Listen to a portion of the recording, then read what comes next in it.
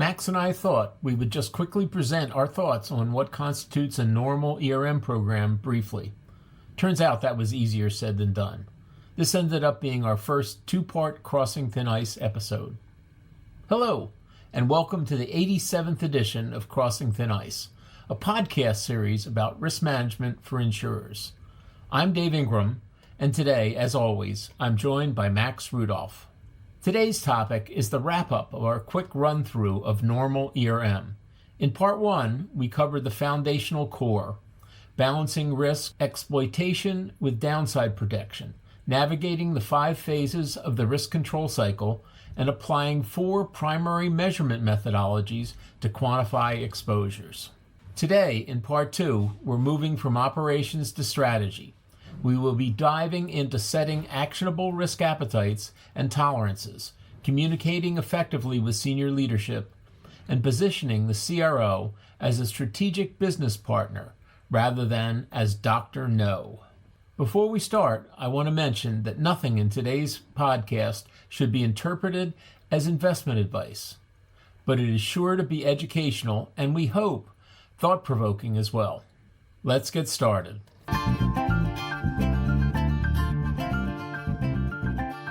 Well, when we talk about risk mitigation and control, this is a section where it can be very easy to get deep into the weeds. So I'll actually keep this pretty short, knowing that there's lots of resources out there specific to all kinds of risks and how to model them and how to do this process.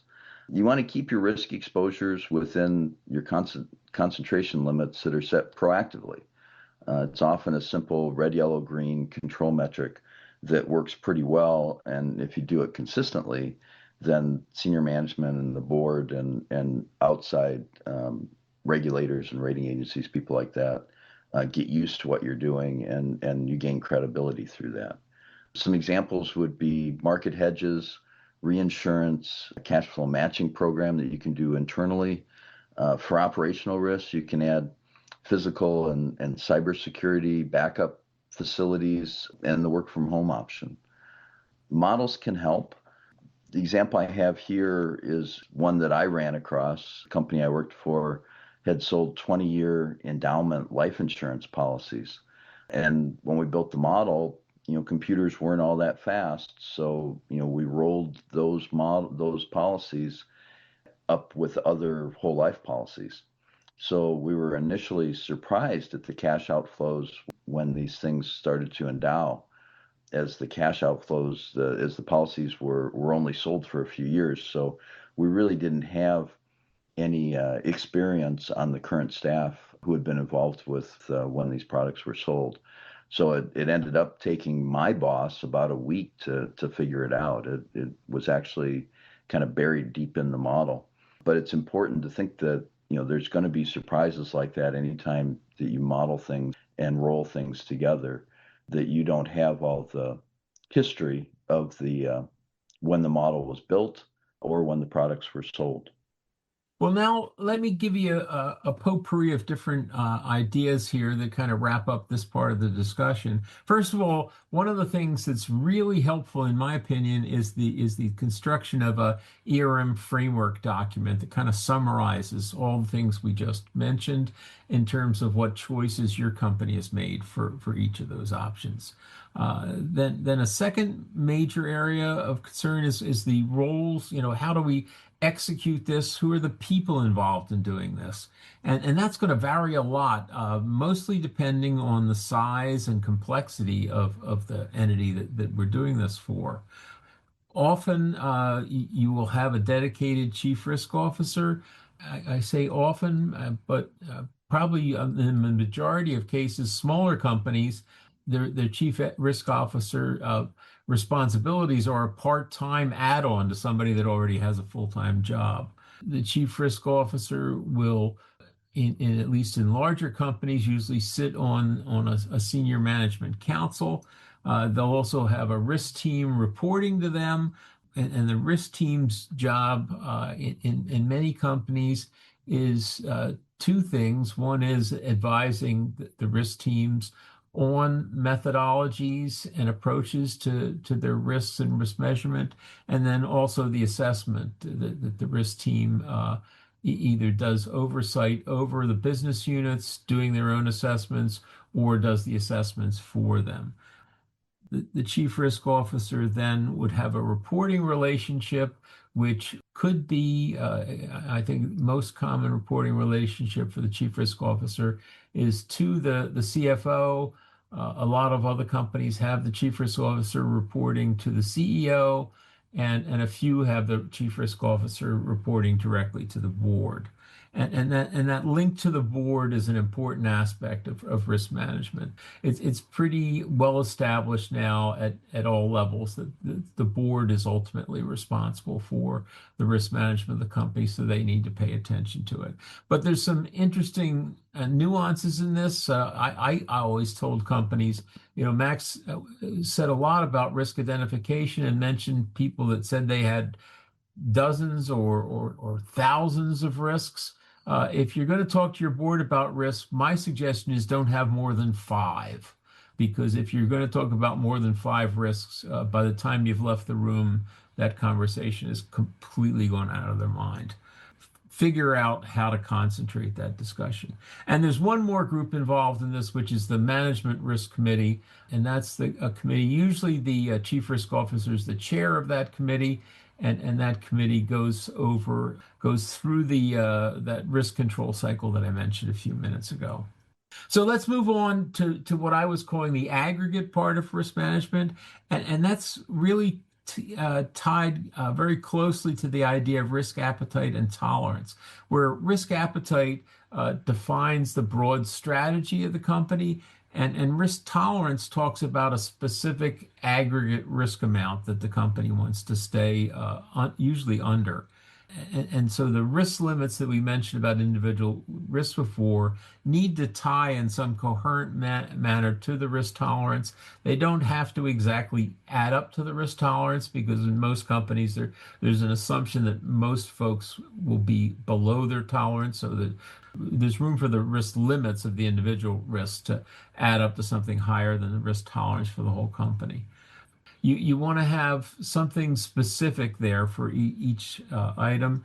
And you also want to have, I mentioned that they're going to be overlapping to some degree. You want to have some idea what you're going to do if somebody exceeds their risk limit, and what are you going to do if somebody falls short of their risk limit. Often these things are conveyed to the board in kind of a red, yellow, green traffic light kind of approach. One of the things that I've recently been working on with an organization that I'm involved in their risk control and financial management of is the idea that if they are getting substantially below their limits or above their limits, they should have a predetermined idea of what kinds of actions, how fast they're going to react to those situations, and have it be a fairly standard idea that if you exceed your risk tolerance by a lot, you should be making a plan to get under it. And if you're way under your risk tolerance, you should have a plan to see if you should either change your tolerance or take more risk. Well, many companies will stick to the absolute minimum of what they have to do for risk management. In my opinion, best practice companies will also use enterprise risk management in their capital allocation and decision-making process. And this is based on culture. Some entities focus only on downside risk and compliance. But here in this section, I want to focus on those who want to implement, what I consider best practice ERM. So there's different levels of ERM. There's your compliance, where it can be done as a checklist for regulator or rating agency presentation. Board's kind of secondary, but they get to participate in that. And then beyond that, you can make it a part of your decision-making and strategic process. During the emerging risk survey that I did for many years, there were a couple of years where I asked risk managers what they had learned about developing an ERM process that they would share with the next generation who may be starting it at a new company. It was an open-ended question, and then what I did was I aggregated it into four sections. First was the tone at the top must be consistent between the CEO, the board, and others in the C-suite. Everybody needs to be on the same page. You must be able to tell the story of success. Why will this work? Why will this lower risk or increase returns, or both? That's where we get into maybe some different metrics, Sharpe ratio, and things like that try to combine both risk and reward. A tool that doesn't come naturally to me, but I try to use, is to invert the question. So why won't it work? And in this case, a lot of times, the CEO may only be there for a few years before they age out of the process. And so people will just wait it out. They kind of slowly respond to projects, and eventually, the CEO leaves, and maybe the new CEO isn't as bought into the usage of ERM as a strategic tool. And the second one is speed of implementation. How fast should you try to do things? We always want to get things right the first time and have it be all done. And what this group said was, you want to start slow to build credibility. Take on some low-hanging fruit. It's probably not going to be a one project and you're done. It's going to be an evolving process about dealing with risks, and the risks will change over time. We look at just what cyber looked like over 20 years ago and what it looks like today, and you wouldn't even recognize it. I mean, what I remember is we were worried about our spam filter filling up in our email inbox. Today we get into hackers and all that kind of stuff, that it's changed considerably. And then each critical point on the path, must be met going forward. You don't want to skip any. You want to make sure you complete every process, so that you don't look past something and then have to go back later when you didn't do the work earlier on. And so you lose credibility on later decision points. The third one is breadth of the project. How broad do you want to look at ERM? First off, the risk unit must fully engage others. You can't just have a risk unit doing things on their own. You need to work with both the staff and line to implement, so that everybody's on the same page, uses the same terms. Maybe a risk glossary would be useful to define for the firm. And you want to avoid extreme precision in your results.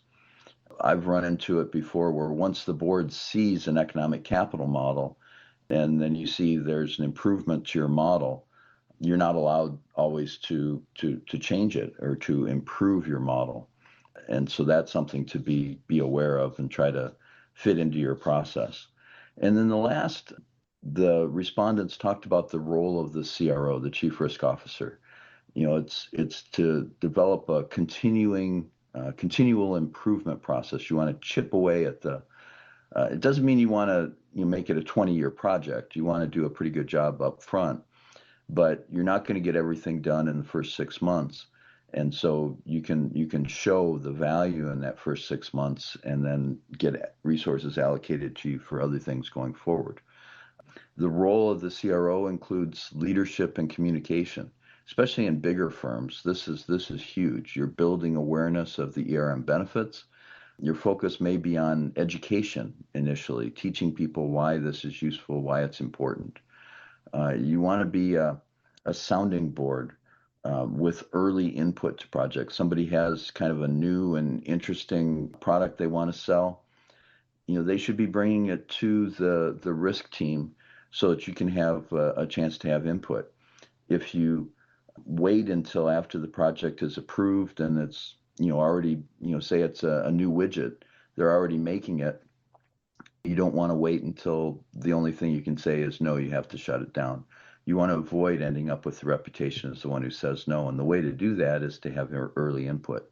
You want to work with the risk owners to understand how these opportunities interact and aggregate with other risks in other lines of business, in terms of calculating the overall entity's objectives. Within the business units, you want to help ERM become a regular part of their process by offering help early. As I said, input after the project is done is really not very useful. You can help develop stress tests that are consistent between departments and lines that incorporate various forms of diversification. And success means ERM is part of the normal process in the long run with dashboards for communication. You want to build that consistent risk glossary. The risk team can be a repository for history. You can keep track of past risk events like floods, inflation, accidents, leverage. Dave mentioned pandemics, all these things that maybe hasn't happened in the current lifetime of the people working there. Then you want to provide contrarian input and independent thought, but try to spread it around so it's not the same person all the time, and that person getting the reputation that they're the person who always says what's wrong with your project. So there's all kinds of good things that can come out of using the capital allocation process and merging it with enterprise risk management. And I hope that this review has been helpful for people as they're getting up to speed on ERM. And that's it, our summary of a normal ERM program.